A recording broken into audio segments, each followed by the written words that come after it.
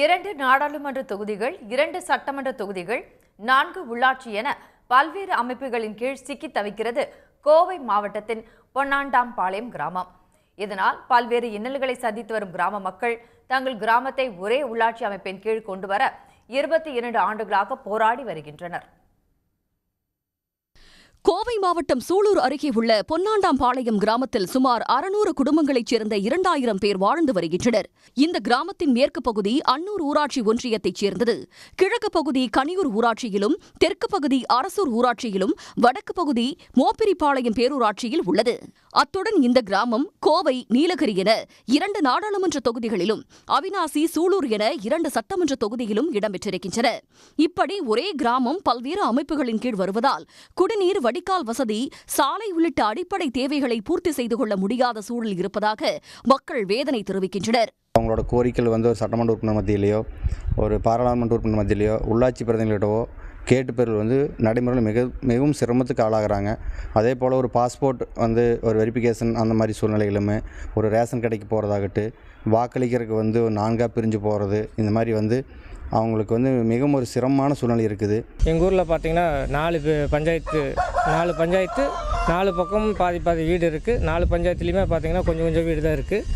அதில் ஒவ்வொரு ஊருக்கும் ஒவ்வொரு பிரச்சனை இருக்குது. எல்லாம் மெயின் பார்த்திங்கன்னா தண்ணி பிரச்சனை ரொம்ப பிரச்சனையாக இருக்குது. ரேஷன் கடை, அப்புறம் பார்த்திங்கன்னா ஹாஸ்பிட்டலு, எல்லாமே ஒவ்வொரு பஞ்சாயத்துலேருந்து ஒவ்வொரு ஊருக்கு போக வேண்டியதாக இருக்குது. ஒரு குழந்தைகளுக்கு உடம்பு சரியில்லை அப்படின்னா தடுப்பூசி போடணும்னா ஒரு பஞ்சாயத்துலேருந்து ஒரு பஞ்சாயத்துக்கு போய் தான் போட வேண்டியதாக இருக்குது.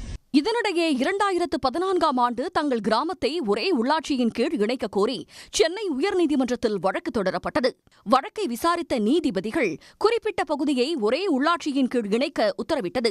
இந்நிலையில் மாவட்ட ஆட்சியர் தலைமையில் கருத்து கேட்பு நடத்தப்பட்டு 2016ஆம் ஆண்டு ஊரக வளர்ச்சித்துறை உதவி இயக்குநர் ஆய்வு செய்து அரசுக்கு பரிந்துரை செய்தார்.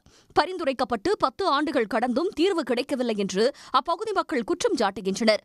இதனால் சொத்து வரி விதித்தல், மனை அங்கீகாரம் பெறுதல் என பல்வேறு விதிமுறைகளில் கடும் சிரமத்தை எதிர்கொள்வதாக கிராம மக்கள் தெரிவிக்கின்றனர்.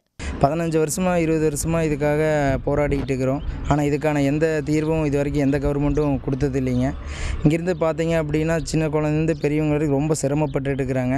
இதே இன்னொரு மோப்பிரிப்பாளையம் பஞ்சாயத்தில் ஓட்டு போட போகணும்னா கிட்டத்தட்ட ஒரு 6-7 கிலோமீட்டர் தள்ளி போய் தான் ஓட்டு போடணுங்க.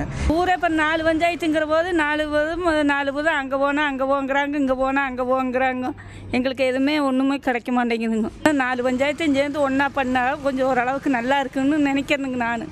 பொன்னாண்டம்பாளையம் கிராம மக்களின் 22 ஆண்டுகால போராட்டத்திற்கு தமிழ்நாடு அரசு தீர்வு காண வேண்டுமென கிராம மக்கள் கோரிக்கை விடுத்துள்ளனர். சன் செய்திகளுக்காக அன்னூர் செய்தியாளர் நிவாஸ்கர். உடனுக்குடன் செய்திகளை தெரிந்து கொள்ள சன் நியூஸ் பெல் ஐகானை கிளிக் பண்ணுங்க.